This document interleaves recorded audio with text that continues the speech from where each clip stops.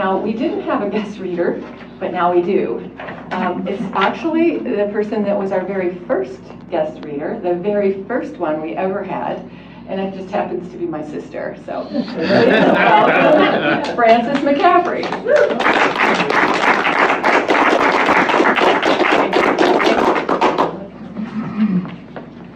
Thank you, dear sister.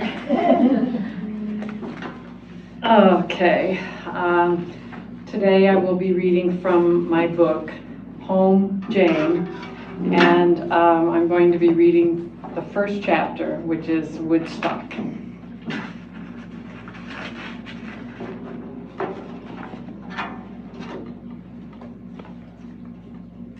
Don't start yet.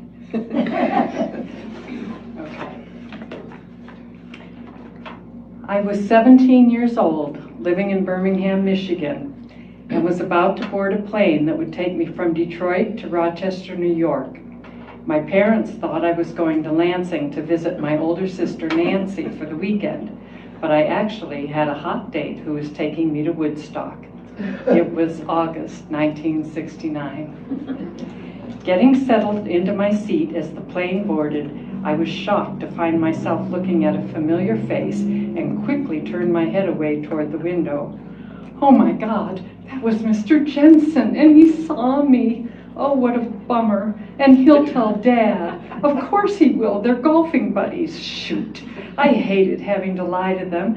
I was going to tell them about it afterwards, once I was home safe. Then they'd be okay with it. It's for their own good that I spare them. That way they don't have to worry about me unnecessarily. Hell, they wouldn't let me do half the stuff I do if they knew about it.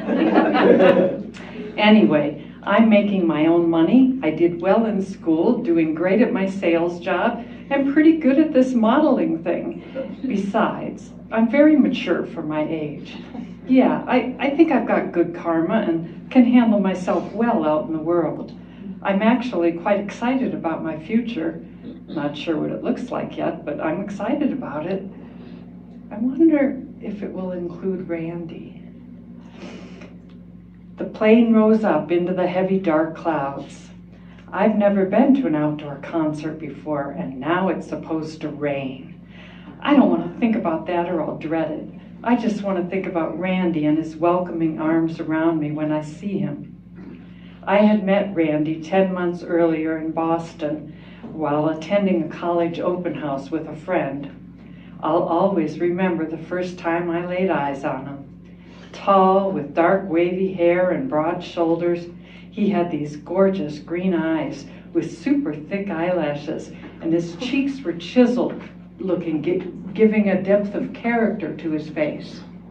I said to myself, that is the best looking guy I have ever seen. I couldn't help but smile at him as we left the building, never dreaming it would lead to anything. To tell you the truth, I knew I was cute, in a pixie sort of way, had a great smile and a world-class ass, as Nancy loved to say. But I also knew that I was no great beauty. But regardless, before meeting Randy, I believed that no guy was ever going to find me sexually attractive. The reason being because I was what many refer to as flat-chested. God, I hate that phrase, and I don't mind admitting that it led to a double D-size complex. So let's just say I was lacking big time in the boob department, which was a tough pill to swallow, especially since both my sisters developed decent ones. But no, I had to draw the old maid card and take after my mother. Anyway, I knew there were more important things in life, so I tried to accept my bum luck and follow my grandmother's advice. Frannie, what God has forgotten, fill it with cotton. At 23, Randy was 6 years my senior, 2 years older than my big sister Nancy, the oldest of 6. Besides being a Dartmouth graduate going for a master's degree at the University of Rochester, Randy was also kind, respectful, and fun-loving. He was my dream-come-true first boyfriend, the epitome of what most people would think of as a great catch. Though I was somewhat experienced socially, I was grossly uninformed about sex and clung to my virginity like a child might to their favorite blanket. 10 years of Catholic schooling was not lost on me. Just to give you one example of my naivete, a few months into our relationship, Randy invited me to Long Island to meet his mother. There we slept in separate bedrooms, but snuggled for hours in the family room before saying goodnight.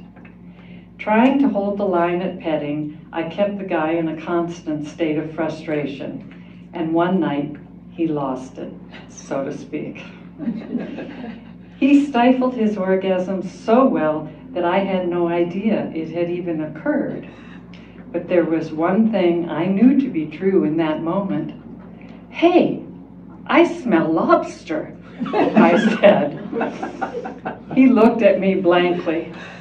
"No, really, I smell lobster," and on until finally he had to explain that he had ejaculated in his pants and that semen can smell a little fishy.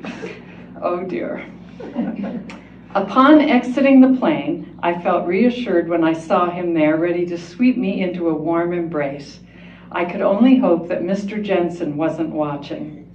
After a delicious minty kiss, he took my bag and guided me out to the curb where a couple of his friends awaited us. Then we set sail out into the stormy night. Our excitement mounted as we listened to radio reports about unprecedented crowds and epic traffic jams. When we finally got as close as possible, a police officer told us that we had an 18-mile walk. That was a bit daunting. So Randy and his buddy consulted a map and drove around the state, approaching from a different angle.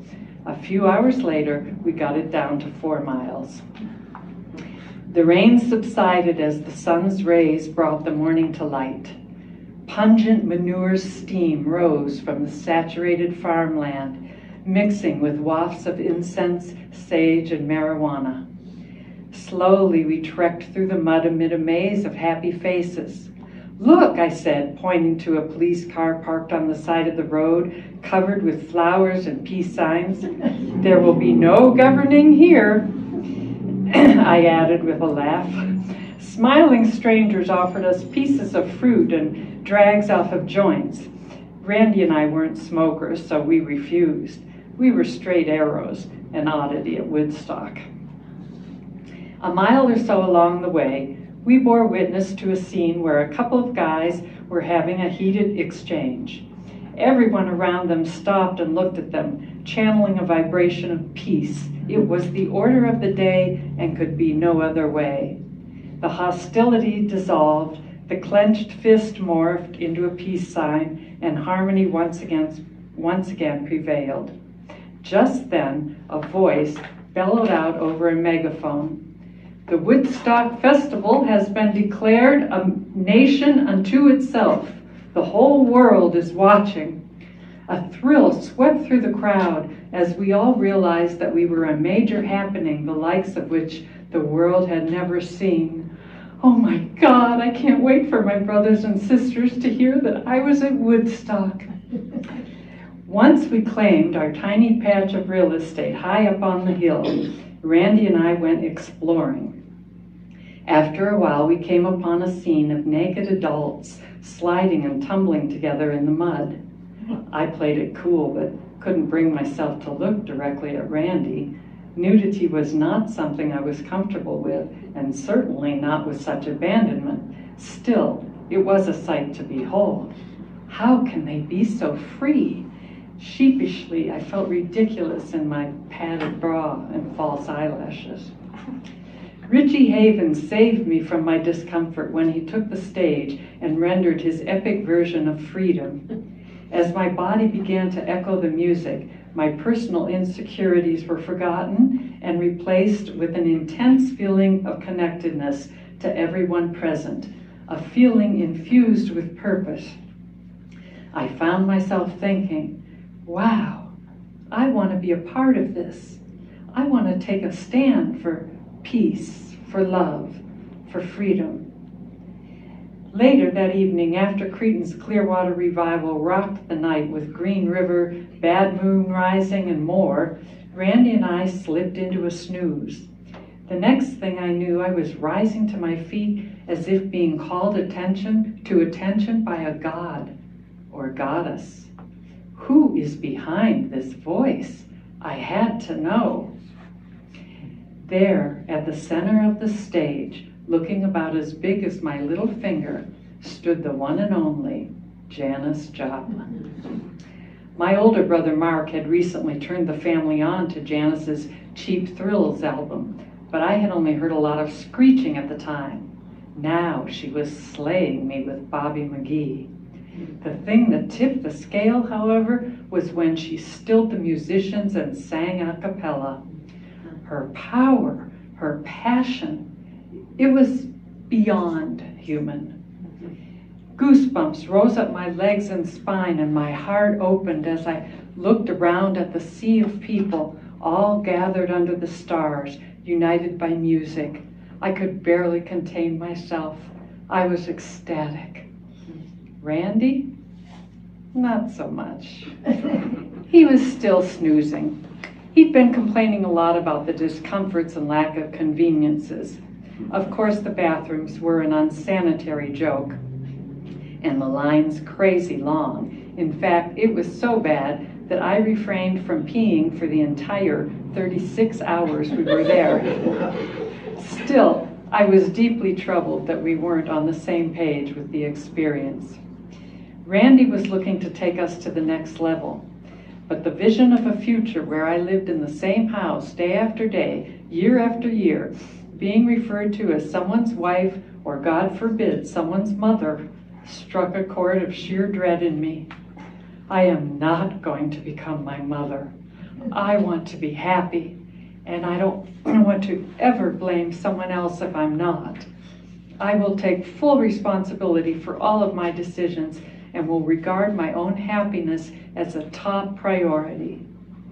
The seed of doubt had been sown, and I knew that Randy and I were not going to make the long run. When the time came, almost a year later, Cat Stevens provided the breakup song, Wild World. Little did I know how wild it would be, or how often I would long for the love and security that Randy had offered. But I treasured my freedom, and that has its own rewards.